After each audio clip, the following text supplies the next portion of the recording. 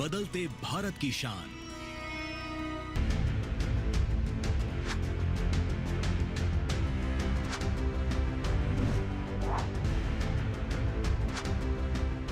नमस्कार, आप देख रहे हैं डीडी किसान। आपके साथ मैं हूं घनश्याम उपाध्याय।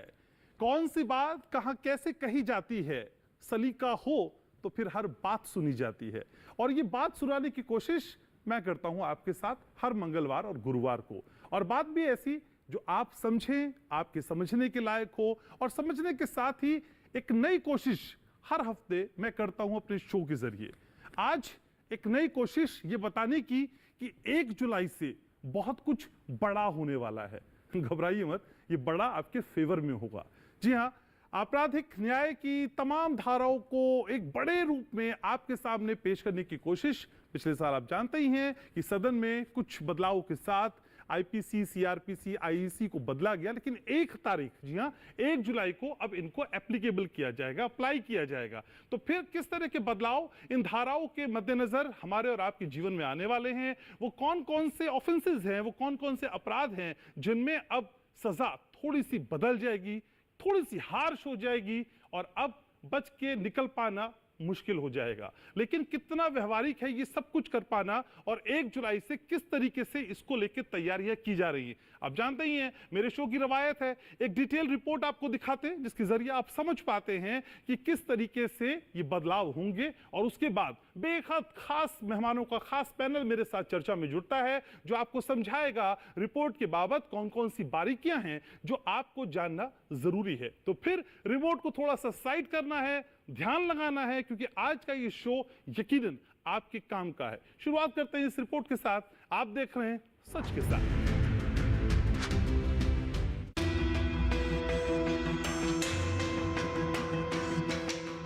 देश में आपराधिक न्याय प्रणाली को पूरी तरह से बदलने के लिए आईपीसी, सीआरपीसी और आईईसी की जगह अधिसूचित किए गए 3 नए कानून, भारतीय न्याय संहिता, भारतीय नागरिक सुरक्षा संहिता और भारतीय साक्ष्य अधिनियम 1 जुलाई से लागू होने जा रहे हैं।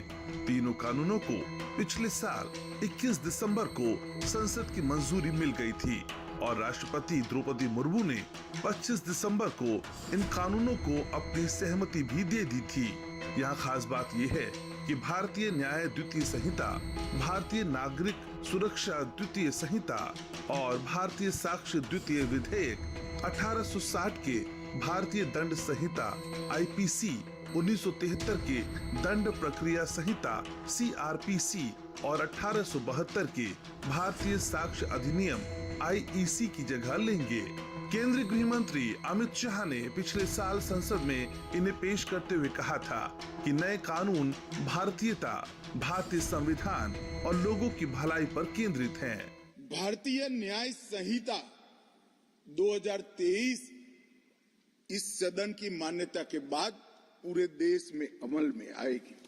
माननीय अध्यक्ष जी, सीआरपीसी क्रिमिनल प्रोसीजर कोड 1998 इसकी जगह भारतीय नागरिक सुरक्षा संहिता 2023 इस सदन की अनुमोदना के बाद अमल में आएगी, और इंडियन एविडेंस एक्ट 1872 की जगह भारतीय साक्ष्य विधेयक 2023 अमल में आएगा।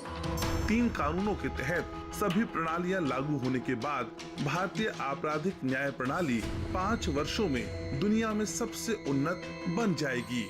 भारतीय नागरिक सुरक्षा संहिता, इसमें पहले सीआरपीसी में 484 धाराएं थी, इसके जगह अब 531 होंगी। 177 धाराओं में बदलाव किया गया है, 9 नए जोड़े गए हैं, 39 नए सबसेक्शन जोड़े गए हैं, 44 नए प्रोविजन और स्पष्टीकरण जोड़े गए हैं, 35 सेक्शन में टाइमलाइन जोड़ी गई है, और 14 धाराओं को निरस्त कर हटा दिया गया। नए कानून लागू होने के बाद जो धाराएं अपराध की पहचान बन चुकी थी, उनमें भी बदलाव होगा। जैसे हत्या के लिए लगाई जाने वाली आईपीसी की धारा 302 अब धारा 101 कहलाएगी। ठगी के लिए लगाई जाने वाली धारा 420 अब धारा 316 होगी। हत्या के प्रयास के लिए लगाई जाने वाली धारा 307 अब धारा 109 होगी। नए अपराध कानूनों से कुछ प्रमुख बदलाव आने की उम्मीद जताई जा रही है। गंभीर अपराध के मामले में नाबालिग से रेप के दोषी को उम्र कैद या फांसी की सजा होगी। गैंगरेप के दोषी को कम से कम 20 साल तक की सजा या जीवित रहने तक जेल की सजा होगी। मॉब लिंचिंग में फांसी की सजा, आजीवन कारावास और जुर्माने का प्रावधान होगा। एक्सीडेंट के मामले में हिट एंड रन केस में अधिकतम 10 साल तक की सजा मिलेगी और जुर्माना भी लगेगा। वाहन से किसी के घायल होने पर ड्राइवर अगर पीड़ित को पुलिस स्टेशन या अस्पताल ले जाता है तो उसे कम सजा दी जाएगी। हालांकि हिट एंड रन केस का संबंधित प्रावधान तुरंत लागू नहीं होगा। नए कानून के अनुसार ट्रायल के मामले में किसी व्यक्ति को गिरफ्तार करने पर पुलिस को उसके परिवार को जानकारी देना अब अनिवार्य हो जाएगा। किसी भी केस में 90 दिनों में क्या हुआ, इसकी जानकारी पुलिस विक्टिम को देगी। गंभीर मामलों में आधी सजा काटने के बाद रिहाई भी मिल सकती है। अब ट्रायल कोर्ट को फैसला अधिकतम 3 साल में देना होगा। मुकदमा समाप्त होने के बाद जज को अधिकतम 45 दिन में फैसला देना होगा। इतना ही नहीं, फैसले के 7 दिन के भीतर सजा भी सुनानी होगी। तो आज सच के साथ के इस कार्यक्रम में इन नए कानूनों से होने वाले बदलावों के बारे में विस्तार से चर्चा करेंगे। तो इस डिटेल रिपोर्ट के बाद अब बारी है चर्चा की। बेहद खास मेहमानों का खास पैनल मेरे साथ जुड़ रहा है। शुरुआत करते हैं परिचय के साथ। मेरे साथ जुड़ रही हैं अदिति टंडन, सीनियर जर्नलिस्ट हैं, ट्रिब्यून से हमारे साथ हैं और बताएंगे कि किस तरह के बदलाव आज होने जा रहे हैं। और मेरे साथ जुड़ रहे हैं सुनील गौर साहब, पूर्व न्यायमूर्ति हैं दिल्ली उच्च न्यायालय के। सर स्वागत है आपका हमारे शो में। मेरे साथ जुड़ रहे हैं शशांक जुड़ेंगे, लेकिन उससे पहले संयम मेरे साथ जुड़ रहे हैं, एडवोकेट हैं दिल्ली हाई कोर्ट में। साथ ही साथ शशांक मेरे साथ जुड़ रहे हैं, शशांक वाजपेयी, अधिवक्ता हैं सुप्रीम कोर्ट में। Shashank, welcome to our show. बहुत बहुत स्वागत आपका हमारे शो में। शुरुआत सबसे पहले संयम आप ही से करना चाहता हूं। इन 3 नए कानूनों से देश की आपराधिक न्याय प्रणाली में कितने बड़े बदलाव की उम्मीद आप कर रहे हैं? देखिए, शुरू में सबसे पहले तो मैं ये बताना चाहता हूँ कि हमें इन नए लॉज को लाने के पीछे कारण जानना पड़ेगा। जो इंडियन पीनल कोड था वो 1860 में आया था। जो पहले क्रिमिनल प्रोसीजर कोड था वो 1898 में आया था और इंडियन एविडेंस एक्ट 1872 में आया था। ये जो तीनों कानून थे ये ब्रिटिश एरा के कानून हैं। जब भारत गुलाम देश था तब से ये कानून चलते आए हैं। तो बहुत समय से हिंदुस्तान को आज़ाद हुए 75 साल हो गए हैं। बहुत बड़ी ज़रूरत थी कि पूरे क्रिमिनल लॉ में एक रिफॉर्म लाया जाए, जिस रिफॉर्म के थ्रू अगर हम आज की डेट पे देखेंगे तो हर समय पे हर 2-4 साल के अंदर कुछ न कुछ ऐसी नई चीज़ें आती रहती हैं जिस वजह से लोगों में बातचीत शुरू होती है कि हमें अब कानून में चेंजेस लाने की ज़रूरत है जी। तो अब एक this was I would say कि बहुत समय से ये ड्यू था कि नया कानून आना चाहिए क्रिमिनल लॉ में। बिकॉज एक देश का क्रिमिनल लॉ जो होता है that is the most important thing. वो एक तरीके से देश की नींव रखता है जो आगे जस्टिस सिस्टम को लेके जाता है। लेकिन बदलावों को सोचना और बदलावों को उसी हिसाब से इंप्लीमेंट करता सही, आपको नहीं लगता कि थोड़ा सा टफ भी हो सकता है? देखिए, टफ तो हर चीज़ होती है, पर हर चीज़ की शुरुआत करी जाती है, उसके बाद चीज़ें आगे लेके जाई जाती हैं। मैं ये नहीं कह रहा कि जो पुराना क्रिमिनल लॉ था वो पूरा गलत था। इतने सालों से वो क्रिमिनल लॉ फॉलो हुआ था, बट अब एक समय आ गया था कि वो क्रिमिनल लॉ को चेंज करने जाने की ज़रूरत थी। फॉर एग्जाम्पल, उदाहरण तौर पे अगर आप देखेंगे तो पुराने क्रिमिनल लॉ में, इंडियन पीनल कोड में 100 से भी ज़्यादा जगह ब्रिटिश क्राउन का रेफरेंस था। उस रेफरेंस की ज़रूरत क्यों थी? अच्छा, हिंदुस्तान एक आज़ाद देश है, हम एक आज़ाद माइंडसेट से आगे चल रहे हैं। अगर आपने होम मिनिस्टर की स्पीच देखी हो जो उन्होंने on the floor of the house Rajya Sabha में दी थी, उन्होंने क्लियरली इस बात का रेफरेंस दिया था कि ये कानून को अब चेंज करने की ज़रूरत थी। और ये कानून काफ़ी डिस्कशंस और डेलिब्रेशंस के साथ गवर्नर्स के साथ, chief ministers, member of parliaments के साथ, रिटायर्ड और सिटिंग हाई कोर्ट जजेस, सुप्रीम कोर्ट जजेस, लॉयर्स, सॉलिसिटर जनरल, इन सब की डिस्कशंस के बाद ही कानून को लाया गया है। शशांक भी हमारे साथ हैं। तो शशांक जी, असल में जिस तरह की बात अब कही जा रही है बदलावों की 1 तारीख से, लेकिन उस बदलावों से पहले की तैयारी को आप कैसे देख रहे हैं? क्या बदलावों के हिसाब से तैयारियां मुकम्मल हैं? घनश्याम जी, आज देश के अंदर जो नए कानून आ रहे हैं, सरकार उसके लिए प्रतिबद्धता के साथ कार्य कर रही है। प्रतिबद्धता के साथ कार्य करने के लिए बहुत सारी संगोष्ठियां हो रही हैं विधि मंत्रालय के द्वारा। अभियुक्त जो उनके प्रोसिक्यूटर्स हैं उनकी बड़ी सारी ट्रेनिंग्स हो रही है, पुलिस की ट्रेनिंग हो रही है, परंतु वो बदलाव जो आम जनता जिस भाषा में समझती थी, प्रेम की भाषा थी, वो बात कि ये तो 420 है साहब, ये तो 302 का अपराध किया है, 376 का अपराध किया है, ये सब चीज़ों को टिप्स पे लाने के लिए अभी बहुत ज़्यादा व्यवहारिकता को आगे बढ़ाने में बहुत ज़्यादा समय लगेगा। उसके लिए प्रयास निरंतर हो रहे हैं, पर अभी जो समय लगेगा उस समय को हम लोग, क्योंकि आम जनता तक पहुंचना, अभी प्रोसिक्यूटर्स, पुलिस, एजेंसीज, सारे देश की संस्थाओं के पहुंचने के बाद जो आम जनता है, जो 140 करोड़ है, उस तक पहुंचना, उसको कानून की समझ होना, उसको कानून के बारे में ज्ञान प्राप्त होना और उसको पढ़ना और कोर्ट में उसकी व्यवहारिकता और अपने अधिकारों को जानने में अभी निश्चित रूप से थोड़ा समय जरूर लगेगा। तो नई चुनौतियां हैं, क्या इनके डर की वजह से कुछ नई शुरुआती ना हो? क्या ऐसे समझे हम? शुरुआत तो करनी पड़ेगी ना शशांक जी, कहीं ना कहीं से। घनश्याम जी, शुरुआत भी होनी चाहिए, शुरुआत शुभ भी है, शुरुआत बहुत अच्छी भी है, क्योंकि देश में आज हर व्यक्ति एक बात कहने लगा है कि अब मुझे दंड नहीं, न्याय मिलेगा। हर व्यक्ति न्याय की आस करता है, कभी दंड नहीं कहता इसको दंड मिले। दूसरी बात, बहुत से ऐसे अपराध थे जिन अपराधों को हम स्वीकार नहीं करते थे, परंतु हमारे यहाँ एग्जिस्ट करते थे। आज जो सबसे बड़ा, जो इस देश का सबसे बड़ा सुधार इन 100 सालों में नहीं, इन 500 सालों में हुआ है, वो हुआ है देशद्रोह नहीं, राष्ट्र, पहले राजद्रोह था, आज देशद्रोह हो गया। मतलब अब आप पॉलिटिकल पार्टीज के खिलाफ, मतलब राज्य के खिलाफ आप बोल सकते हैं, पर राष्ट्र के खिलाफ आप नहीं बोल सकते हैं। ये जो राष्ट्रद्रोह और देशद्रोह की जो परिभाषा है, जो इस कानून ने बदली है, ये पूरे दुनिया में कभी नहीं बदली गई। तो आज जनता के, अब इसका जो नेगेटिव इम्पैक्ट है वो बहुत ज्यादा है। अब आप आपको एक स्वतंत्रता है, सेक्शन आर्टिकल 19 में आप रोज अपनी पॉलिटिकल पार्टीज के खिलाफ बोलना शुरू कर दें, आप कहें जी ये तो हमारे, अब तो हमें पॉलिटिकल पार्टीज के खिलाफ बोलने का अधिकार मिल गया है, हमें राज्य के खिलाफ नहीं, हमें तो राष्ट्र में जो शासन कर रहे हैं, राजद्रोह का जो अधिकार था वो खत्म हो गया है। तो इन निगेटिव वर्ड्स को जो लाया गया है या नेगेटिव वर्ड्स को हटाया गया है, इन दोनों के बीच का जो सामंजस्य बिठाना है, उसको आम जनता को समझना होगा। कैसे बैठेगा सामंजस्य, कैसे बैठेगा? आप बार बार सामंजस्य बैठाने की बात करते हैं, कैसे बैठेगा? क्या नहीं हुआ ऐसा कि जिससे सामंजस्य आपको लग रहा है कि नहीं बैठ पा रहा है? मुझे ही लग रहा है जैसे आज समय में मैं बहुत सकारात्मक दृष्टिकोण से हमें इसको सकारात्मकता के साथ देखना पड़ेगा, और जो नकारात्मकता है उस नकारात्मकता को हटाना होगा। जैसे आज देश में बड़ा एक नया कॉन्सेप्ट स्टार्ट होने जा रहा है, क्योंकि आपको जो न्यायपालिका की दृष्टि के बाद अभियोजक जो होते हैं, प्रोसिक्यूटर्स होते हैं, उनके पास एक गाइडलाइंस है। जो डिफेंस काउंसिल होते हैं, अब वो ये कह रहे हैं साहब हमारे पास एक जीरो एफआईआर का नया कॉन्सेप्ट आ गया। जीरो एफआईआर क्या है कि आपके संग कहीं भी दुर्घटना हुई है और कहीं भी आप एक एफआईआर रजिस्टर करा सकते हैं, बिल्कुल ठीक है। अब आपने किसी एक आदमी के खिलाफ, अब हमें उस पर नेगेटिव पॉजिटिव पे भी नहीं जाऊंगा, एक व्यक्ति के खिलाफ आपने आंध्र प्रदेश में, एक व्यक्ति के खिलाफ आपने अपराध हुआ दिल्ली में, एफआईआर रजिस्टर्ड हो गई आंध्र प्रदेश में।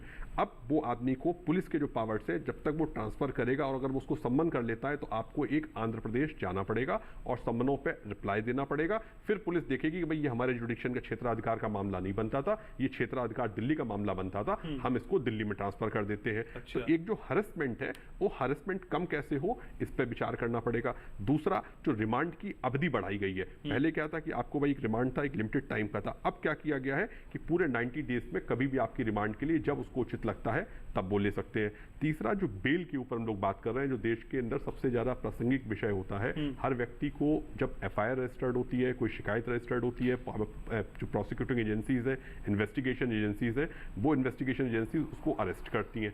बेल के अधिकार के ऊपर कोई बहुत विशेष रूप से हम लोग अपेक्षा कर रहे हैं कि और भी सुदृढ़ और भी व्यवस्थित और भी ठीक है शशांक जी, तो शुरुआत है और धीरे धीरे और बदलाव भी होंगे। हमारे साथ सुनील जी भी हैं। तो सुनील जी, असल में केंद्रीय गृह मंत्री ने कहा इन कानूनों को पेश करते वक्त कि देखिए ये भारतीयता, साथ ही साथ लोगों की भलाई और भारतीय संविधान पे केंद्रित है। सर, आपका इतना बड़ा अनुभव है, इस अनुभव के आधार पे इस तरह के बदलावों को लेके आपका एनालिसिस, आपका विश्लेषण क्या है?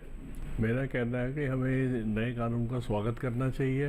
163 साल बाद ये नया कानून आया जिसकी ज़रूरत बहुत पहले से थी, और इस नए कानून को हमें कामयाब करना है। और इसको कामयाब करने के लिए हमें आम आदमी को भी बताना पड़ेगा, इस कानून की पब्लिसिटी करनी पड़ेगी। ये नया कानून है, इससे इसका ये फ़ायदा होगा कि भी ताकि लोग कोई अपराध करने से फिर डरेंगे, उन्हें पता चलेगा। जैसे मॉब लिंचिंग का है, उसमें अभी तक लोग सोचते थे पता नहीं किस धारा में सज़ा होगी नहीं होगी। अब क्लियर हो गया नए कानून में, हाँ इसमें सज़ा हो सकती है इस धारा में, और इतनी सज़ा इसमें है। तो ये बड़ा अच्छा कदम है, मैं इसको वेलकम करता हूँ, स्वागत करते हैं इसको। तो पब्लिसिटी सर किस तरह की आप चाह रहे हैं इससे पहले, और आपको क्या लगता है कि बिना पब्लिसिटी के क्या इस तरह की किसी को छूट मिल सकती है कि भाई हमें तो पता ही नहीं था इस कानून के बारे में? क्या ये संभव है? ये तो नहीं है कि भी इग्नोरेंस ऑफ लॉ कोई एक्सक्यूज नहीं होती है, तो हम जानते हैं, मगर फिर भी अच्छा रहता है ना, इससे ये होगा कि भी अपराध होने पे अंकुश लगेगा। जो लोग अपराध कर देते हैं उनको पता चलना चाहिए कि भी हाँ, अगर ऐसा किया तो इसका ये परिणाम होगा, इसका ये बेनिफिट है। ठीक है, आदित्य जी भी मेरे साथ हैं। आदित्य जी, आखिर में आपके पास आने का मकसद मेरा ये है कि पहले कानून की निगाह से समझूं और फिर पत्रकार की नजर से समझूं कि जो कुछ कहा जा रहा है, जो कुछ समझाया जा रहा है, वो कितना खरा उतरता दिखाई देता है व्यावहारिकता की कसौटी पर। ये दावा किया जा रहा है आदित्य की 5 वर्ष में अगर ये सब कुछ सही से लागू हुआ तो विश्व में सबसे उन्नत, सबसे प्रोग्रेसिव कानून भारत का होगा। आपको विश्लेषण किया आदित्य, क्या टेक है आपका? देखिए, कानूनों की मंशा पे कोई सवाल नहीं है, एक अच्छी मंशा से लाए गए हैं, और मैं इसको इस नज़रिए से देखती हूँ कि जो प्रीवियस सिस्टम में पनिशमेंट पर बहुत ज़ोर था, रेट्रिब्यूशन जिसको हम कहते हैं क्रिमिनल जस्टिस सिस्टम में, लेकिन नए प्रावधानों में अब थोड़ा सा जो फोकस है वो रिफॉर्म की तरफ शिफ्ट हो रहा है। जहाँ तक इन लॉज का सवाल है घनश्याम, हमें ये जानना ज़्यादा ज़रूरी है कि आम आदमी के लिए इन लॉज में क्या है, आम आदमी का जीवन इन कानूनों से कैसे परिवर्तित होगा। तो जहाँ तक मेरा विश्लेषण है, तो इसकी मंशा ये है कि आम आदमी के लिए जो जस्टिस डिलीवरी का डिले होता था आजकल के सिस्टम में, जैसे आपको पता है कि सारे जो कोर्ट्स हैं, सबसे नीचे वाले कोर्ट से एपेक्स कोर्ट तक लेके करीब 5 करोड़ केसेस आज की डेट में भी पेंडिंग हैं। वो पेंडिंग इसलिए हैं क्योंकि व्यवस्थाएं ऐसी हैं कि उनमें आप उलझ के रह जाते हैं। तो अब इन कानूनों में आम आदमी के लिए क्या है? एक चीज़ तो शशांक जी ने बोली कि 0 FIR। सबसे महत्वपूर्ण चीज़ जो है वो ये है कि पहली बार डिजिटल डॉक्यूमेंट्स का डेफिनेशन एक्सपैंड करके डिजिटल रिकॉर्ड्स, डिजिटल मैसेजेस को कानूनी तौर पर एक रिकॉग्निशन दी गई है, जिसका ये मतलब है कि ई वारंट्स भी एक्सेप्टेबल होंगे, ई विटनेसेस भी एक्सेप्टेबल होंगे। आप जो पुलिस वाला है आज की डेट में, ये नहीं ज़रूरी कि 0 FIR जहाँ लॉज हुई है वहाँ फिजिकली ट्रैवल करे, वो अपनी वीडियो डेपोजिशन दे सकता है, विटनेसेस अपनी वीडियो डेपोजिशन दे सकते हैं। ये सब पहली बार भारत के कानूनों में ये प्रावधान लाए गए हैं कि जो ई सिस्टम है, वो ई रिकॉर्ड्स, ई डॉक्यूमेंट्स, ई FIRs, ई डेपोजिशंस, ये सब अब कोर्ट ऑफ लॉ में मान्य होंगे। और पेश होने के लिए अगर कोई कोर्ट में पेश नहीं हो पा रहा, क्या वो भी? देखिए, उसका प्रावधान ये है कि कोर्ट्स को डिजिटाइज होना है। कोर्ट्स को डिजिटाइज होने के लिए जो इनिशियल टाइमलाइन रखी गई है वो 7 साल रखी गई है। 7 सालों में ये उम्मीद है कि हर स्टेट में कोर्ट्स डिजिटाइज हो जाएंगे, और जिस स्टेट में डिजिटाइजेशन की रफ्तार बड़ी होगी वो स्टेट नोटिफाई करता जाएगा कि हमारा सिस्टम अब पूरी तरह से डिजिटली तैयार है नए कानून के प्रावधानों को इम्प्लीमेंट करने के लिए। जब तक वो नहीं होता, जो कि चैलेंज है क्योंकि अभी तो बहुत अब ग्राउंड कवर करना बाकी है, तब तक फिजिकल डिपोजिशन चलेगी। लेकिन जिसको हम कहते हैं कि पुलिस वाला अपना, और एक सबसे इम्पोर्टेंट जो इसमें प्रावधान है घनश्याम, जिसकी तरफ ध्यान जाना जरूरी है, आज की डेट में बहुत से केसेस क्यों डिले हो जाते हैं? जस्टिस इसलिए डिले हो जाता है कि सपोज आज क्राइम हुआ, उसकी 10 साल सुनवाई चल रही है, तो उसमें क्या प्रावधान है कि जिस पुलिस वाले ने विटनेस उस वक्त ली थी जबकि क्राइम हुआ था, उसी को बुलाना जरूरी है पुराने कानूनों के हिसाब से। लेकिन आज के कानून में ये प्रावधान किया गया है कि जो सर्विंग सुपरिटेंडेंट ऑफ पुलिस है वो केस फाइल को पढ़ के अपनी विटनेस देगा और केस आगे बढ़ाएंगे। नहीं तो ढूंढते रहिए कि उस वक्त किसने विटनेस दिया था, कौन सा पुलिस वाला था, क्या हुआ था। दूसरा क्या हो रहा है, सबसे इम्पोर्टेंट ये हो रहा है कि कोर्ट्स को ये पहले पुलिस को ये कह दिया गया है कि 180 दिनों में चार्जशीट करेंगे। कोर्ट्स को ये कह दिया गया है कि 60 दिनों में आप चार्जेस को फ्रेम करेंगे। आर्ग्यूमेंट खत्म होने के 60 दिन के अंदर अंदर आप जजमेंट देंगे, और 2 एडजर्नमेंट से ज़्यादा किसी भी केस में आपको नहीं मिलेगा। इनफैक्ट जो सब्सिक्वेंट एडजर्नमेंट है उसका रीजन आपको राइटिंग में देना होगा। पॉसिबल हो पाएगा दीदी? ये पॉसिबल एकदम नहीं हो। देखते आ रहे हैं वो तो एडजर्नमेंट में रहता है सब कुछ। नहीं, मतलब हमें अपनी सिस्टम की कैपेसिटीज को ट्रस्ट करना भी घनश्याम सीखना होगा कि इंसान की कैपेसिटी मैटर्स करते हैं ना, ट्रैक रिकॉर्ड के हिसाब से हम आगे की चीजें देखते हैं। नहीं, मैं आशावादी हूँ कि ट्रेनिंग के साथ कोई भी चीज पॉसिबल है, और ये हमारी जो पुलिस सिस्टम है, जस्टिस डिलीवरी सिस्टम है, इतना प्रेशर होते हुए भी कोशिश करता है कि जस्टिस डिलीवरी वक्त पे हो, चीज़ों का सुधार हो। और जो और एक इम्पॉर्टेंट चीज़ है कि फॉरेंसिक एग्जामिनेशन को मैंडेटरी कर दिया गया है हर उस केस में जहां पनिशमेंट 7 साल या उससे ऊपर हो। आज की डेट में क्या हो रहा है, करीब 45 to 50% हमारा कन्विक्शन रेट है। वो क्यों है? क्योंकि कोई केस स्टैंड ही नहीं कर पाता कोर्ट ऑफ लॉ में, उसमें कोई फॉरेंसिक एविडेंस नहीं है, प्रोसिक्यूशन प्रूव नहीं कर पाता है। अब कहा गया है कि जो भी गंभीर अपराध हैं उसमें 7 साल की सजा से ऊपर हैं, जिसमें उसमें पुलिस प्रोब के पहले एक फॉरेंसिक प्रोब ज़रूरी है। इनफैक्ट इस चीज़ के लिए एक बहुत बड़ा अभियान चल रहा है पूरे देश में, पुलिस कर्मियों की ट्रेनिंग चल रही है फॉरेंसिक साइंस में, जो फॉरेंसिक साइंस फाउंडेशन है किसी भी क्रिमिनल जस्टिस सिस्टम का।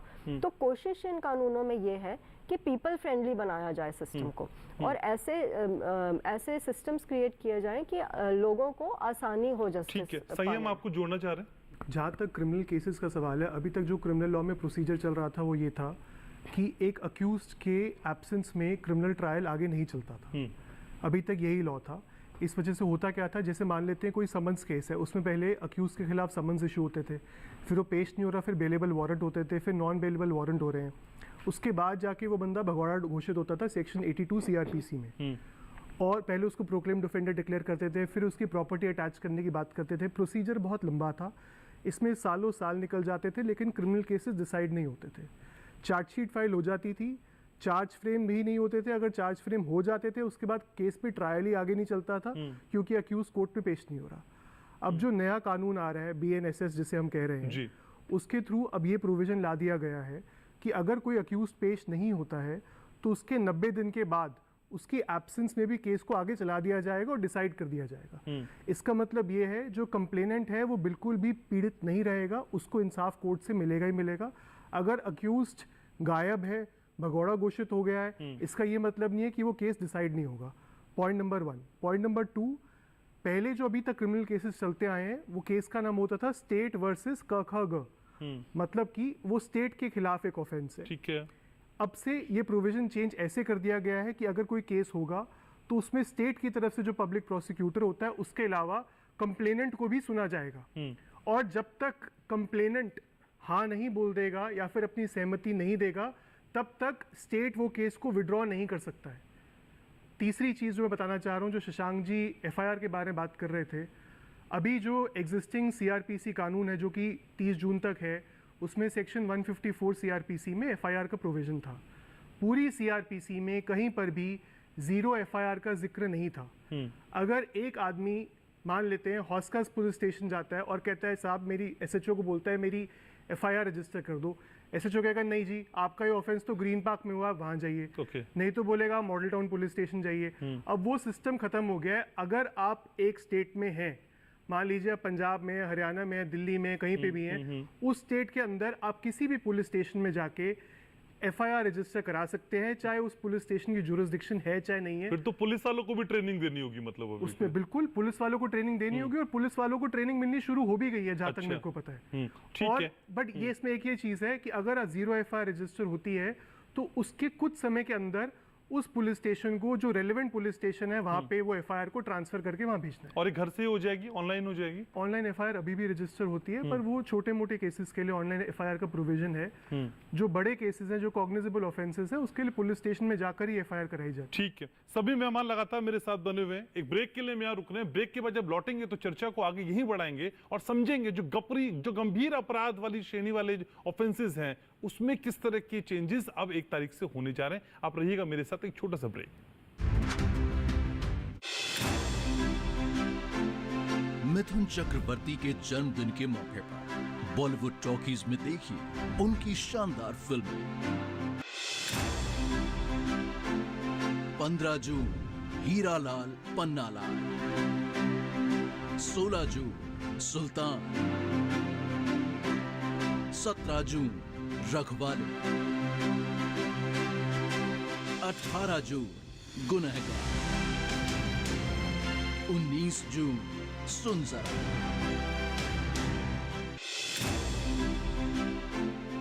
प्रतिदिन दोपहर 1 बजे सिर्फ DD नेशनल पर, देश का पहला चैनल, देश का अपना चैनल।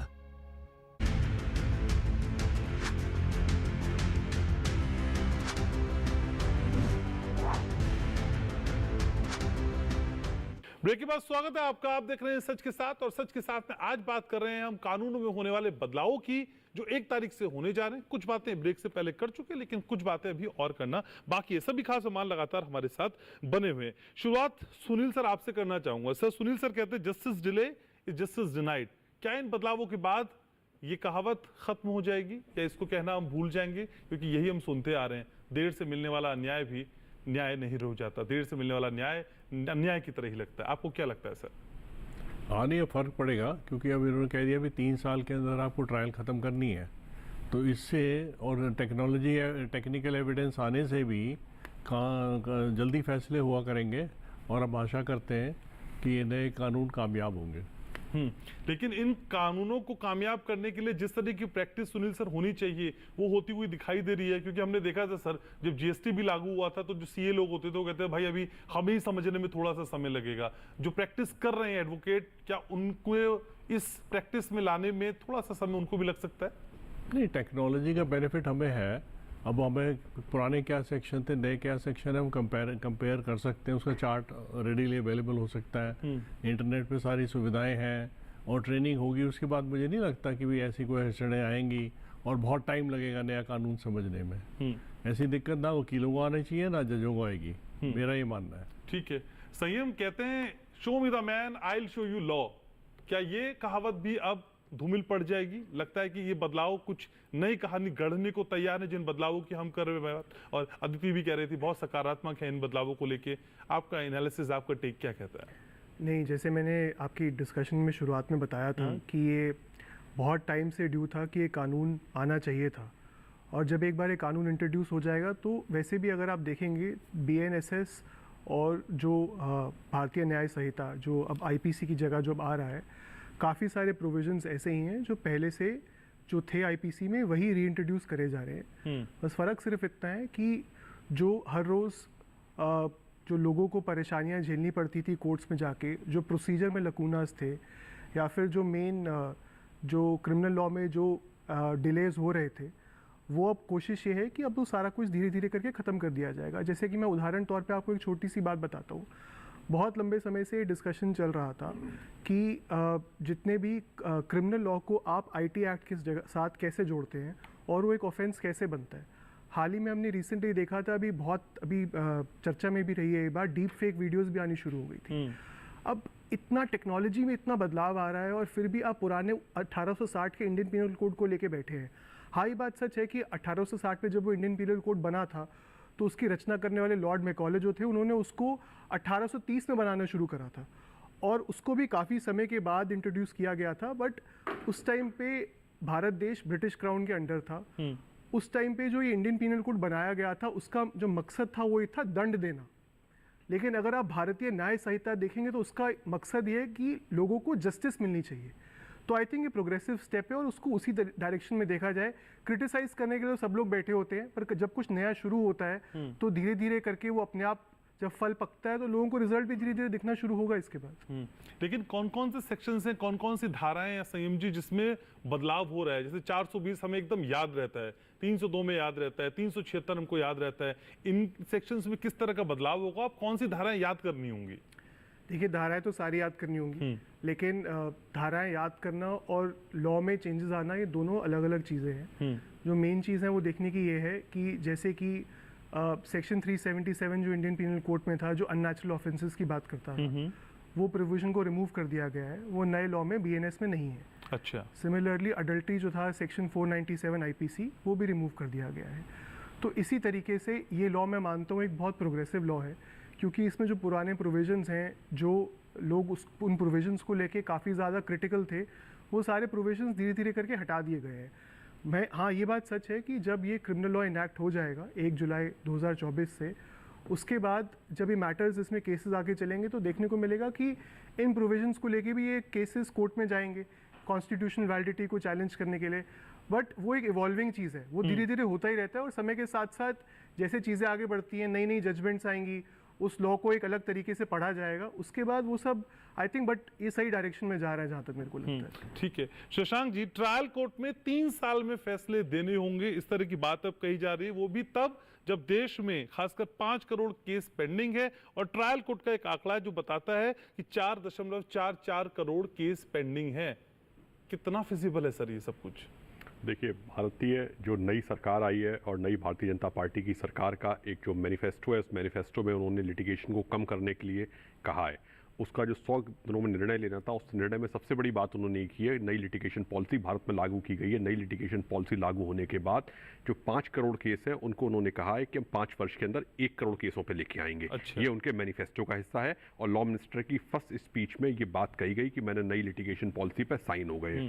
पहली बात। सर, पॉलिटिकल एजेंडा मत समझाइए ना। पॉलिटिकल एजेंडा नहीं, मैं आपको तो कानूनी नजर से समझाइए सर। कानूनी नजर मैंने किसी पॉलिटिकल स्पोक पर्सन को इसीलिए नहीं बुलाया। नहीं। मैं आम लोगों की निगाह से, कानूनविदों की निगाह से, न्यायमूर्ति की निगाह से इस पूरे मसले को समझना चाहता हूं, पॉलिटिकली नहीं समझना चाहता। पॉलिटिकली नहीं, हाँ। लिटिगेशन पॉलिसी जब हमारे भारत में आई है उसने हमसे कहा है कि 5 करोड़ में से हम 4 करोड़ मुकदमों को हमें समाप्त करना है। भारतीय लिटिगेशन पॉलिसी पूरे भारत में ये 500 वर्षों में पहली बार आई है, पहली बार। आज तक की लिटिगेशन पॉलिसी भारत में नहीं थी, पहली बार। दूसरी बात, ये जो नए 3 कानून आए उसमें उनको एक समय सीमा की गई कि आपको एक ट्रायल है वो 3 साल में कंक्लूड करना है। परंतु क्या इसके पहले किसी में ये समय सीमा थी कि आपको ये ट्रायल मिनिमम कितने दिनों में समय सीमा में समाप्त करना है? अगर ट्रायल हो सकता है, क्योंकि आपके पास न्यायपालिका के पास वो इंफ्रास्ट्रक्चर अभी नहीं था और वो इंफ्रास्ट्रक्चर अभी नहीं है कि तत्कालिक रूप से वो मुकदमे पर सुनवाई की जा सके। इतने इंफ्रास्ट्रक्चर को डेवलप करने में अभी एक लंबी यात्रा हमें तय करनी पड़ेगी। पेपर पे सारे कानून 1 जुलाई से लागू हो जाएंगे। व्यवहारिकता में लागू करने की जो समस्याएं आ रही हैं, उन समस्याओं के जो समाधान हैं, उन समाधानों के बीच में जो कड़ियां हैं, क्या वो कड़ियां जोड़ दी गई हैं? पहली बात, क्या लोगों से ज़्यादा अधिवक्ताओं में भी कई, क्योंकि भारत का एक क्षेत्र है जहां हम दिल्ली में बैठे हुए हैं, दूसरा क्षेत्र है जो राज्य के कई पिछड़े राज्य और कई पिछड़े राज्य की पिछड़ी न्यायालय है जहां पर अभी बहुत सारी व्यवस्थाएं नहीं है। ना टेक्नोलॉजी की उतनी व्यवस्था हो पाई है, ना ई कोर्ट डेवलप हो पाए हैं, ना अभी ई प्रोसीजर पूरा डेवलप हो पाया है, ना कंप्यूटराइज्ड व्यवस्था डेवलप हो पाई है। एक बात। दूसरी बात, हम कई लेवल पे इसको अपडेट कर रहे हैं, हम कई लोगों पर टेक्नोलॉजी को जोड़ रहे हैं, हम जेलों से उनको जोड़ रहे हैं कि कैदियों को सीधे हम कोर्ट में बिना लाए हुए प्रस्तुत करवा देंगे। बिल्कुल ठीक है।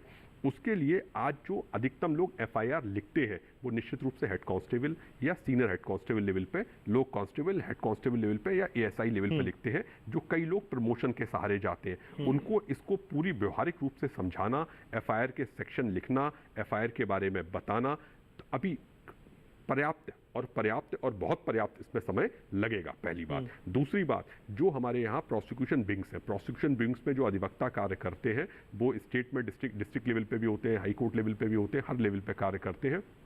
उनकी नियुक्ति प्रक्रिया में भी व्यवहारिक बदलाव किए गए हैं। उनकी जानकारी को अब और सुदृढ़ किया जाए, इसके लिए जुडिशियल एकेडमीज है जो उनके लोड बढ़ा है, पर उस लेवल पे इंफ्रास्ट्रक्चर अभी डेवलप होने में थोड़ा और भी समय लगेगा। तीसरी बात, जो न्यायाधीश महोदय हैं जिनके पास सारी व्यवस्थाएं अवेलेबल हैं, उनको समझने में बहुत ज़्यादा परेशानी नहीं आएगी, क्योंकि एक कानून है, जैसा जस्टिस गौड़ साहब ने पहले भी कहा, कि उसमें उनके पास सारी रेफरेंस रेडी हो रहे हैं। सरकार बहुत प्रयास कर रही है, सरकार बहुत प्रयासों को देख रही है, परंतु आम जनता तक और आम जनता के बाद जिसको उसको मुहैया कराना है, एफआईआर लिखनी है एक अधिकारी को, वह अधिकारी को उसकी जानकारी हो जाए, उसके बाद कोर्ट में मुकदमा लड़ना है जो राज्य की तरफ से या लीगल सर्विस अथॉरिटी की तरफ से, तो उस अधिवक्ता को उन कानूनों के बारे में थोड़ा सा ट्रेंड होने में अभी टाइम लगेगा। इमीडिएटली जब नए कानून आते हैं, नई व्यवस्था आती है। 1 तारीख व्यवहारिक नहीं है आपके हिसाब से, जल्दी कर रहे हैं? मैं ये कह रहा हूँ 1 तारीख बिल्कुल व्यवहारिक है। टाइम को हमें, क्योंकि नए कानून को लाना है, बिल्कुल व्यवहारिक है, पर इस टाइम के लिए अभी जो इंफ्रास्ट्रक्चर है उस इंफ्रास्ट्रक्चर को डेवलप करने में हमें और ज्यादा गहनता से कार्य करना पड़ेगा, तब वो है इंफ्रास्ट्रक्चर डेवलप हो पाएगा। आज की स्थिति में आप ये कहें कि सारा इंफ्रास्ट्रक्चर डेवलप हो चुका है, सारे लॉज इंप्लीमेंट हो जाएंगे, सब व्यवहारिकता पूरी हो जाएगी, ये सही नहीं कहा जा सकता। इसके लिए हमें समय और अपना गहन चिंतन अभी और बढ़ाना पड़ेगा। अदिति के पास आऊंगा, उससे पहले संयम, क्या होमवर्क जितना किया जाना चाहिए था वो नहीं कर पाए? मैं इसमें एक छोटी सी बात ही बताना चाहता हूँ कि जो शशांक जी ने बोला इंफ्रास्ट्रक्चर डेवलप नहीं हुआ है, मैं इनके साथ थोड़ा सा असहमत इस बात से हूँ कि इंफ्रास्ट्रक्चर डेवलप होने में अगर टाइम लगता है तो इसका ये मतलब नहीं है कि कोई नया कानून जो नया है और अच्छा है उसको हम इनैक्ट ही ना करें और आगे ना लेकर चले। नहीं, पर आंख मूंद के वो भी तो नहीं, जो शशांक कह रहे हैं आप उसे खारिज भी तो नहीं कर देंगे ना? वो सारी चीजें हैं कि नहीं है? जो ट्रेनिंग की बात कर रहे हैं, जो संसाधनों की बात कर रहे हैं, उस पर काम करने की जरूरत है कि नहीं? डिजिटल इंफ्रास्ट्रक्चर की बात है, क्योंकि मैं दिल्ली में प्रैक्टिस करता हूँ तो ये बात मैं आपको सीधा बता सकता हूँ कि अभी जितने भी चेक बाउंस के केसेस हैं, क्योंकि चेक बाउंस का केस एक अपने में क्रिमिनल ऑफेंस है, हाँ उसके लिए अलग कानून है नेगोशिएबल इंस्ट्रूमेंट्स एक्ट का, पर जो प्रोसीजर है वो तो क्रिमिनल लॉ के हिसाब से ही चलता है।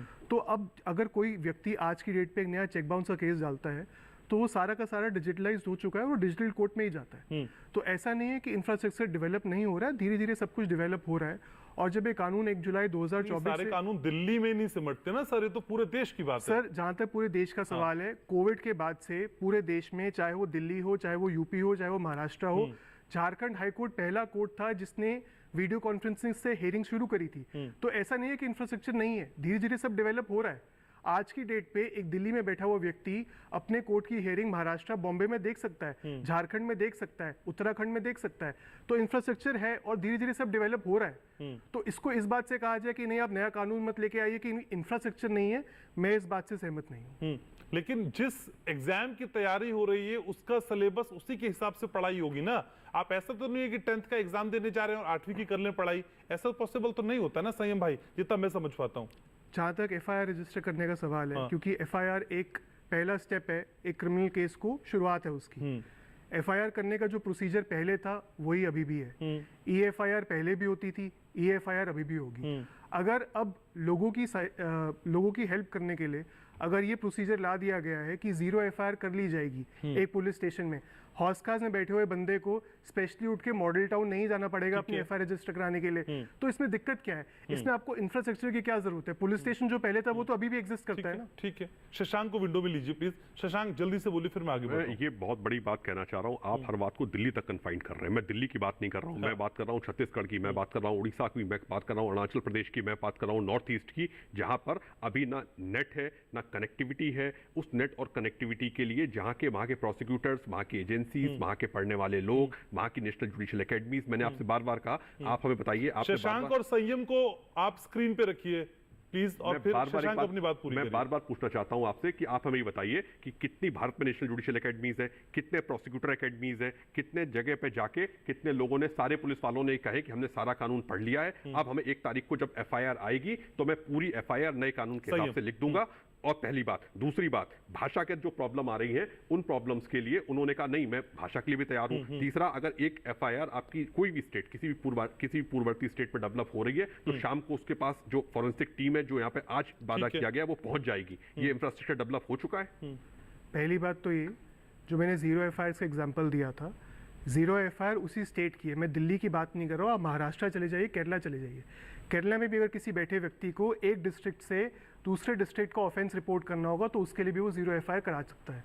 वो उस स्टेट के अंदर रिस्ट्रिक्टेड है, that is the only thing, और इसमें कुछ गलत भी नहीं है। दूसरी बात ये, अगर शशांक जी सीनियर लॉयर हैं, अगर इनके हिसाब से नेशनल जुडिशियल एकेडमीज में इतना इंफ्रास्ट्रक्चर नहीं है, डेवलप नहीं है, तो इनको कोई रोक नहीं रहा है जाके हाई कोर्ट में और सुप्रीम कोर्ट में याचिका डालें, रिट पिटिशन डालें कि और जुडिशियल एकेडमीज होनी चाहिए। कोर्ट इस बात को कंसीडर करेगा। व्यवहारिकता यहाँ पर सिर्फ व्यवहारिकता की मेरे खिलाफ ना मेरे बात हो रही है। इन कानूनों के लिए जो इंफ्रास्ट्रक्चर की जरूरत थी उस इंफ्रास्ट्रक्चर को सरकार बनाने के लिए प्रतिबद्ध है, सरकार उसके प्रति कार्य कर रही है। मैं इन कानूनों के बिल्कुल विरोध में नहीं हूं, मैं इन कानूनों का सपोर्ट कर रहा हूं। मैं ये कह रहा हूं कि इस देश के अंदर जो और लोग हैं उनको प्रयास अगर भारत के आजाद होने के 75 साल के बाद भी अगर हम ये डिबेट कर रहे हैं कि नया क्रिमिनल लॉ आना चाहिए कि नहीं आना चाहिए, तो हमारा नहीं, संयम, आप गलत पॉइंट ले रहे हैं। हम ये नहीं कह रहे आना चाहिए कि नहीं आना चाहिए, जो आ रहे हैं वो किस रूप में आ रहे हैं और लोगों को उन्हें कैसे समझना है, हम ये कर रहे हैं। उसे आप गलत उस पर मत ले जाइए। अदिति जी भी मेरे साथ है।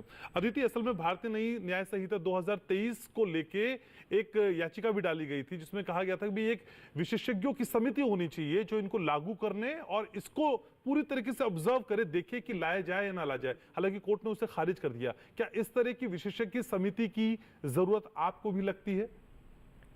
मुझे नहीं लगता कि अब पीछे मुड़ के देखने की आवश्यकता है, आगे देखना जरूरी है। और ऐसा नहीं है कि किसी भी लॉ जो 164 ईयर ओल्ड लॉ से एक मॉडर्न क्रिमिनल जस्टिस सिस्टम की तरफ पहल करना अपने आप में बड़ी बात है। ये आसान नहीं होने वाला, किसी का भी ये केस नहीं है कि ये एक दिन में हो जाएगा। लेकिन जैसा कि बहुत आम भाषा में अगर मैं कहूँ कि अगर तैराकी सीखनी है तो सबसे उसका आसान तरीका है कि आप दरिया में छलांग लगा दीजिए। तो that is the only way to, मतलब जब तक आप चैलेंजिंग सिचुएशन में नहीं पड़ेंगे तब तक आप उस चैलेंज को सरमाउंट नहीं कर सकते। ये एक ह्यूमन नेचर है। और हम अपने, देखिए, जब डिजिटल इंडिया की बात चली थी घनश्याम, तब पी चिदम्बरम, हमें याद है, उन्होंने भी लोकसभा में उठ के, राज्यसभा में उठ के यही कहा था कि इंडिया में एक सब्जी बेचने वाला कैसे इस्तेमाल कर सकता है ई पेमेंट प्लेटफॉर्म। आज भारत डिजिटल पेमेंट के क्षेत्र में लीडर है, वर्ल्ड लीडर है। हमारी डिजिटल पेमेंट सोल्यूशन सारी दुनिया मांग रही है, सारी दुनिया देख रही है। मुझे अपने देश के लोगों पर ज़रा भी संशय नहीं है कि वो समझेंगे नहीं। और ये देखिए, ये जो सेक्शंस की बात आप कर रहे हैं ना, ये बहुत टेक्निकल इशू है जो ज़्यादातर पुलिस ट्रेनिंग करनी पड़ेगी, आपको जुडिशियल ट्रेनिंग करनी पड़ेगी, और आपको ट्रेनिंग, और आपको इस तरीके से, अब जो नए प्रिंटिंग हो रही है क्रिमिनल लॉज की, उसमें ओल्ड सेक्शन के साथ नया सेक्शन आ रहा है ताकि फाइल करने वालों को आसानी रहे। मतलब मुझे ग्रेजुअली ये जानना होगा कि 420 आईपीसी की जगह क्या है, but that does not change my life. मतलब सेक्शन का नाम, सेक्शन की धारा मेरी जिंदगी नहीं बदल रही। मेरी तो बदल रहे ना, पनिशमेंट इंपॉर्टेंट है, पनिशमेंट्स बदल रहे हैं। इनफैक्ट जघन्य अपराधों में पनिशमेंट बढ़ाई जा रही है। मैं एक छोटी सी बात कहना चाहूंगी, कुछ देर पहले आप ये पूछ रहे थे कि किस तरीके से 5 करोड़ केसेस कम होंगे, तो उसका एक स्पेसिफिक आंसर जो मैं समझ पाई हूँ। नहीं, मेरा जवाब, मेरा सवाल ये नहीं था, मैं कम होने की बात नहीं कर रहा था। मैं कह रहा हूँ जब 5 करोड़ पेंडिंग केसेस हैं, तब इतने त्वरित केसेस का समापन कैसे होगा, मैं ये समझ रहा था। मैं यही कह रही हूँ आपको कि अब तो 5 करोड़ केसेस हैं, उनसे निपटारा जरूरी है, तो अब आगे क्या किया जा सकता है। तो उसके लिए ये कानून ये कहते हैं कि जो first time offenders under trials हैं, उन्होंने अगर 1/3 अपना सेंटेंस पूरा कर लिया है तो वो बेल के लिए एलिजिबल होंगे। आज की डेट में भारत के जेलों में 70% लोग अंडर ट्रायल्स हैं, तो उनको इस माध्यम से आप पेंडेंसी कम करेंगे केसेस की, क्योंकि उन्हीं के केसेस भी चल रहे हैं कोर्ट्स में। सेकेंडली ये कहा गया है कि जो पेटी ऑफेंसेस हैं, छोटी छोटी, कोई चोरी करके भाग गया, कोई एक स्कूटर का शीशा लेके भाग गया, ऐसे लोग भी जेल में सड़ रहे हैं 20-20 साल से, उनके लिए समरी ट्रायल्स का प्रावधान है अब इन नए लॉज में। तो जब समरी ट्रायल्स किकिंग होंगे तो बहुत सारा जो एस्टिमेटेड बर्डन कम होने का डेटा है, वो ये कहता है कि 33% केसेस तो इन समरी ट्रायल्स ऑफ पेटी थेफ्ट से ही कम हो जाएंगे। तो हम ये भी समझें घनश्याम कि इस वक्त किस किस्म के केसेस पेंडिंग है। बहुत छोटे छोटे भी बहुत सारे केसेस पेंडिंग हैं जो इसी वजह से नहीं पूरे हो पाते, क्योंकि प्रावधान इतने लिमिटिंग हैं कि एक अंडर ट्रायल पूरी उम्र अपना जेल में ही बिताएगा। ठीक है, तो ये भी पूरा होने का संयम कुछ कह रहे हैं, संयम आऊंगा। एक ब्रेक के लिए मुझे रुकना है, एक छोटे से ब्रेक के लिए यहाँ रुक रहे हैं। चर्चा लगातार जारी है और समझने की ये भी कोशिश करेंगे कि 1 जुलाई से तो बदलाव हो रहे हैं, लेकिन 30 जून तक के केसेस कैसे डील किए जाएंगे। चर्चा बहुत अहम है। ब्रेक के उस बार रहिएगा मेरे साथ।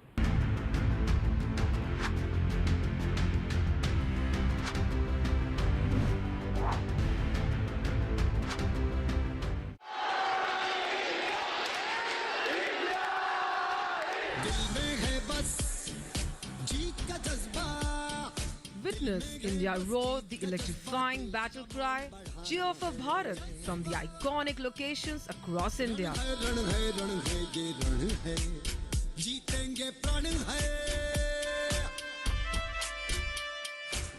Capturing the patriotic fervor and excitement of the fans. Waving flags and singing as the Indian team gears up for the T20 World Cup 2024 on DD National and DD Sports starts from 4 June to 29 June.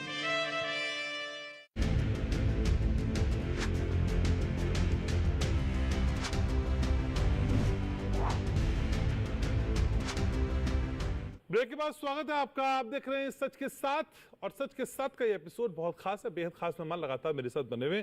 Grover sir का रुख करूंगा। Grover sir, break से पहले मैंने दर्शकों को कहा कि भाई 1 जुलाई से तो ये बदलाव हो रहे हैं, लेकिन 30 जून तक के जो ऑफेंसेस हैं, जो अपराध हैं, उसको कैसे ट्रीट करेंगे सर? ये मैकेनिज्म थोड़ा सा समझाइए। ये उसकी ट्रायल चलेगी, तो जो पुराने कानून है वही लागू किए जाएंगे। ये तो जो 1 जुलाई से जो अपराध होते हैं उन पे नए कानून लागू होंगे, क्योंकि बैक डेट से तो नहीं अप्लाई कर सकते ना। वो तो जैसे अब है वैसे ही चलेगा, इसमें कोई चेंज नहीं है। बट मेरा ये मानना है कि जैसे हम अब ये नया कानून लाए कि 3 साल में ट्रायल ख़त्म होनी चाहिए, इसको साकार करने के लिए, ताकि ये भी कागजों में ना रह जाए, इसके लिए इंफ्रास्ट्रक्चर बढ़ाना पड़ेगा। जजेस की जैसे जो वैकेंसीज खाली पड़ी हैं उनको भरना पड़ेगा जल्दी। और जैसे सुप्रीम कोर्ट ने अपने एक फैसले में कहा था कि भाई जब तक आप ये वैकेंसीज भरते हो तब तक जो रिटायर्ड जजेस हैं उनकी सेवाएं ली जाए। अच्छा। ताकि ये जो पुराने केसेस हैं जल्द से जल्द निपटारा हो। नहीं तो चाहे आप लिटिगेशन पॉलिसी बना दो, कुछ भी बना दो, वो कामयाब नहीं होगी जब तक कि 5 करोड़ के हिसाब 1 करोड़ पे ऐसे कैसे ले आओगे। वो जादू की छड़ी तो है नहीं, घुमा दी और वो 5 करोड़ 1 करोड़ बन गए। उस फैसला करने के लिए मैन पावर तो चाहिए ना, उसके लिए स्टाफ चाहिए, उसके लिए पब्लिक प्रोसिक्यूटर्स चाहिए। ये सरकार को इस पे भी ध्यान देना पड़ेगा अगर वो चाहते हैं कि ये नए कानून कामयाब हो। लेकिन सर, जजेस की भर्तियों की जो रिक्तियां हैं, ये समस्या तो बहुत पुरानी है। आपको क्या लगता है सर, आपका अनुभव क्या कहता है, ये फिल क्यों नहीं हो पाती हैं? और अगर ये फिल नहीं हुई तो जो कानून के इम्प्लीमेंट करने की हम बात कर रहे हैं, उसमें कितना बड़ा अवरोध, कितना बड़ा बैरियर आएगा? ये तो बहुत बड़ी समस्या आएगी अगर वैकेंसीज पूरी नहीं भरी जाएंगी और उतना मैन पावर नहीं है कि जो 5 करोड़ केस को 1 करोड़ तक कर सके, तो ये फिर संभव नहीं हो पाएगा ना। टारगेट तो आपने फिक्स कर लिया, मगर इसको अचीव कैसे करोगे? अचीव करने के लिए आपको नियुक्तियाँ फास्ट ट्रैक करनी पड़ेगी, जल्दी करनी, टाइमलाइंस मेंटेन करने पड़ेंगे, और तब तक जो रिटायर्ड जजेस हैं उनकी सेवाएं ली जाए। ये मेरा मानना है। ठीक है, संयम जी भी हमारे साथ हैं। संयम जी, असल में CJI DY चंद्रचूड़ जी को मैं पढ़ रहा था तो वो कह रहे थे कि देखिए ये तभी सफल होगा जब इनको निभाने वाले अपनी जिम्मेदारी पूरी अच्छे से निभाएंगे जिन पे जिम्मा है। तो क्या ये पॉसिबल होता दिखाई दे रहा है कि जिन पे इसका जिम्मा जाएगा वो तैयार नजर आते हैं? देखिए, पहली बात तो ये कि हमारे देश में एक सेपरेशन ऑफ पावर्स का कॉन्सेप्ट है, लेजिस्लेचर, एग्जीक्यूटिव और जुडिशरी। लेजिस्लेचर का काम है कानून को बनाना, उन्होंने अपना काम कर दिया है। अब सारी बात आ जाती है जुडिशरी के ऊपर और लॉयर्स के ऊपर, जो लॉ ऑफिसर्स हैं। लॉ को कैसे इंटरप्रेट किया जाएगा, उसको कैसे फॉलो किया जाएगा, उस प्रोसीजर को आगे कैसे लेके जाया जाएगा, ये अब जितनी भी जुडिशरी है और लॉयर्स है, बिकॉज लॉयर्स भी they are officers of the court, तो भी उस डायरेक्शन में इस मैटर को लेके जाया जाएगा। मैं लेकिन एक बात बताना चाहता हूँ इस आपके चैनल के माध्यम से, जो कि अगर आप पहले इंडियन पीनल कोड देखेंगे, इंडियन पीनल कोड का मेन काम था लोगों को दंड देना, इसलिए वो लॉ इंट्रोड्यूस किया गया था। तो पहले जो भी एग्जिस्टिंग IPC लॉज थे उसमें मेनली जो पनिशमेंट्स थी वो ये थी, डेथ, आजीवन कारावास, फाइन, और उसके अलावा लोगों को जेल भेज देना। लेकिन जो नया कानून है उसमें एक नई चीज़ इंट्रोड्यूस हो रही है जो पहले अभी तक नहीं थी, वो है कम्युनिटी सर्विस। और जो रिसेंट जजमेंट्स हैं दिल्ली हाई कोर्ट की, Punjab and Haryana high court, supreme court की भी जजमेंट है, उन जजमेंट्स में कम्युनिटी सर्विस के बारे में बहुत बार डिस्कशन किया गया था और बोला भी गया था लोगों को कम्युनिटी सर्विस के लिए। तो वो चीज़ अब एक कोडिफाइड लॉ के फॉर्म में आ रही है, विच इज़ आई थिंक ये बहुत अच्छी चीज़ है। ठीक है, शशांक जी भी हमारे साथ है। शशांक जी, मौजूदा समय में जो आरोपियों को सजा दिलाने का आंकड़ा है वो बताता है, मेरे पास एक है, इजराइल 93% और अमेरिका की बात करें तो 90%, इंग्लैंड में 80% और 62% कनाडा और भारत 50%। क्या इस तरह के बदलावों के बाद ये आंकड़ा और बढ़ेगा? क्योंकि कई बार ये कहा जाता है कि सारे मामले कोर्ट में ही उलझ कर रह जाते हैं, जिसको सजा भी मिलनी होती है वो भी कई बार मर जाता है, वहां तक बात पहुंचती नहीं है। तो ये क्या पॉसिबल हो पाएगा? घनश्याम जी, अब बहुत कुछ बदलेगा पूरे देश के, जब विधि की सारी विधि के जो विधि का शास्त्र है, न्याय शास्त्र है, न्याय शास्त्र में जो विधि का जो सर्वोच्च माना जाता है वो दंडात्मक विधि, दंडात्मक विधि को जब उन्होंने पूरा बदल दिया है, बदलने के बाद अब न्याय की व्यवस्था को हमने आगे बढ़ाया है। न्याय की व्यवस्था में लोगों को एकत्र करके ला रहे हैं कि भाई अब तुम्हें न्याय मिलेगा, एक समय सीमा के अंदर मिलेगा, एक व्यवहारिकता के अंदर मिलेगा। तुमने राष्ट्रद्रोह, राजद्रोह को चेंज करके अब जहाँ कहाँ गए हो, आज इस देश में सबसे बड़ी बात की गई है महिलाओं के सम्मान की, और महिलाओं के जो अधिकार हैं उनको उन्होंने बढ़ोतरी कर दी। पहली बात जो बढ़ोतरी की है, उनको इस एक्ट में, इस विधान में सर्वोच्च सबसे ऊपर कैटेगरी में रखा गया है। बच्चों के अधिकार को, महिलाओं के अधिकार को, महिलाओं के अधिकार में महिलाओं की मेंटेनेंस को, जितनी भी चीज़ें उनसे संबंधित अधिकार थे, पहली बात उनकी नौकरी के हिसाब से, तो देश में महिलाओं के खिलाफ अधिकार बढ़े हैं, बिल्कुल बढ़े हैं। क्या उसका उपयोग और दुरुपयोग होगा? उपयोग भी होगा, दुरुपयोग होगा नहीं होगा, इस पर मैं बहुत ज़्यादा कम, अभी इस स्थिति में कहना बहुत मुश्किल है। परंतु क्या इस कानून के आने के बाद बच्चों के अंदर ये बात जानकारी में आ गई है कि भाई मेरे अधिकार मिल गए हैं, महिलाओं को ये बात जानकारी में आ गई है कि मेरे अधिकार बढ़ गए हैं, रोजगार में क्या एम्प्लॉयर और एम्प्लॉय के बीच में ये बात पता लग गई है कि उनके अधिकार और इनके अधिकारों के बीच में कोई डिस्प्यूट्स नहीं है?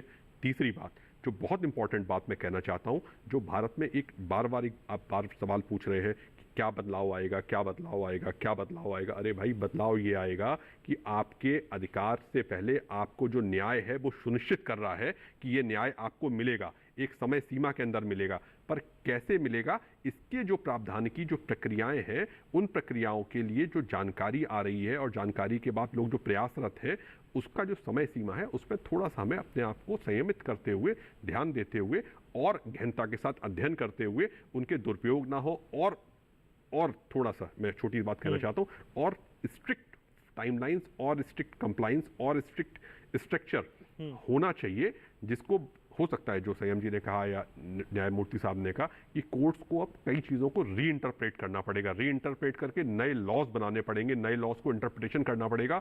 उनसे चीज़ों को, बहुत सी चीज़ें एक समय के बाद आपने देखा होगा बहुत स्टैंडर्ड लॉ आया और सेटिसाइड हो गया, क्वैश हो गया। उस सेटिसाइड ना हो, उन प्रावधानों की जो कमियां हैं, पुलिस स्टेशन आप जाइए, मैं सिर्फ एक घनश्याम जी छोटी सी बात पूछना चाहता हूँ, किस पुलिस स्टेशन में अभी जिसमें आप जाते हो, संयम जी चले जाएं अभी इसके बाद निकलने के बाद, कि सारे नए लॉज का स्ट्रक्चर लगा दिया गया है?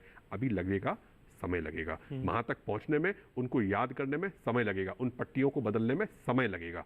उस समय के बीच में क्या क्या प्रयोग हो सकते हैं, उन प्रयोगों के ऊपर न्यायपालिका अपना कार्य करेगी। पर इन सब आधी आबादी को मिलने वाले अधिकारों के दुरुपयोग से क्या आप आशंकित हैं? आपको लगता है कि वहां पे मिसयूज हो सकता है?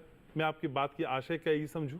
नहीं, दुरुपयोग नहीं, मैं सिर्फ ये कह रहा हूँ, जहाँ नारी सशक्तिकरण की देश में बात हो रही है, नारियों के अधिकार की बात हो रही है, उस अधिकार को आपने, इस सरकार ने प्रतिबद्धता के साथ इन कानूनों के माध्यम से और मजबूत किया है।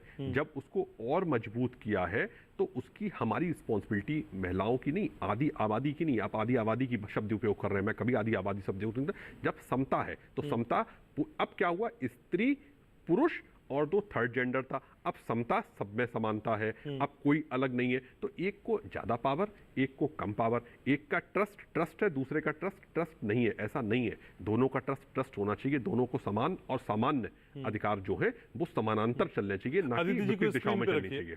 अदिति जी को स्क्रीन पे रखिए। क्या ये दोनों के ट्रस्ट, दोनों के अधिकारों में एक बड़ी खाई आपको दिखती है मैम, इस तरह के बदलावों के बाद? क्योंकि शशांक जी परोक्ष रूप से यही समझाने का प्रयास कर रहे हैं। नहीं, मुझे कोई खाई नहीं दिखती, और मुझे यही दिखता है कि एक नेचुरल प्रोग्रेशन है। महिला सशक्तिकरण के लिए वैसे भी बहुत प्रावधान किए गए, जैसा कि आपको याद है कि निर्भया केस जब 2012 में हुआ तो उसके बाद तमाम क्रिमिनल लॉ अमेंडमेंट्स को दोबारा रिविजिट किया गया, बहुत सी सेक्सुअल असॉल्ट के केसेस में रिफॉर्म्स किए गए, पनिशमेंट्स को और स्ट्रिंजेंट किया गया। अब जो ये नए प्रावधान आए हैं, इसमें जो सबसे महत्वपूर्ण चीज़ है कि जो जघन्य अपराध महिलाओं के साथ होते हैं, जैसे कि गैंग रेप है, उसकी जो सज़ा है इस वक्त 20 साल है, वो बढ़ाकर डेथ पेनल्टी कर दी गई है।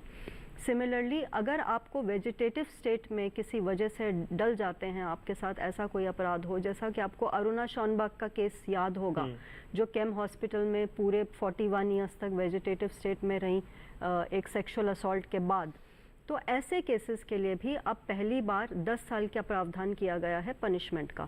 तो ये भी बहुत इम्पोर्टेंट है। तीसरा जो मैं कहना चाहती हूँ कि स्टेट की जो पावर है रेमिशन ऑफ सेंटेंसेस की, उस पावर को इन नए कानूनों के तहत कर्ब किया गया है। बिल्किस बानो का केस अभी बहुत चर्चा में रहा, क्योंकि उनके जो 11 रेपिस्ट थे उनको छोड़ दिया गया, लेकिन अभी उच्चतम न्यायालय ने उनको वापस लाइफ इम्प्रिजनमेंट के तहत कहा है कि इनको अपनी सज़ा पूरी करनी होगी। अब जो नए कानून हैं वो कहते हैं कि अगर किसी को डेथ पेनल्टी मिली है तो मैक्सिमम रेमिशन लाइफ हो सकता है, किसी को अगर 7 साल मिले हैं तो मैक्सिमम रेमिशन उसका 3 साल हो सकता है। मतलब एक कैटेगरी बना दी है कि इससे ज़्यादा आप रेमिट कर ही नहीं सकते। ये नहीं कि आप घर ही भेज देंगे, ये नहीं हो सकता।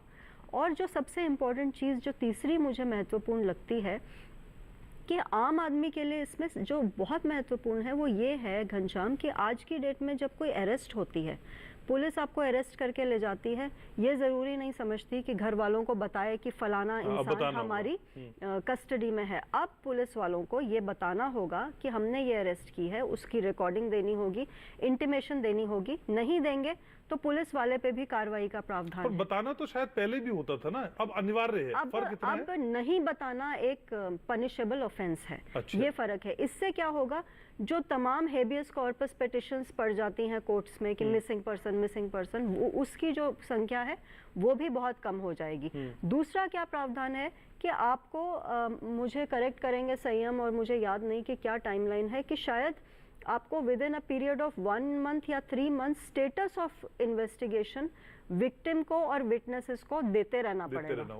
आपको हर लेवल पर अपडेट करना पड़ेगा। 90 ये days शायद, शायद 90 डेज कुछ ऐसा प्रावधान भी किया गया है कि ये भी आप करेंगे, तो ये भी एक बहुत पीपल फ्रेंडली मेजर है। तीसरा जो महत्वपूर्ण है, आज की डेट में एक बहुत बड़ी संख्या अपराध की ये है कि प्रॉपर्टीज को इंसान गबन करके कहता है कि चलो ठीक है 5-6 साल सजा काट के जेल में वापस आ जाएंगे और फिर सारी उम्र प्रोसीड्स ऑफ क्राइम से आराम करेंगे, ऐश करेंगे।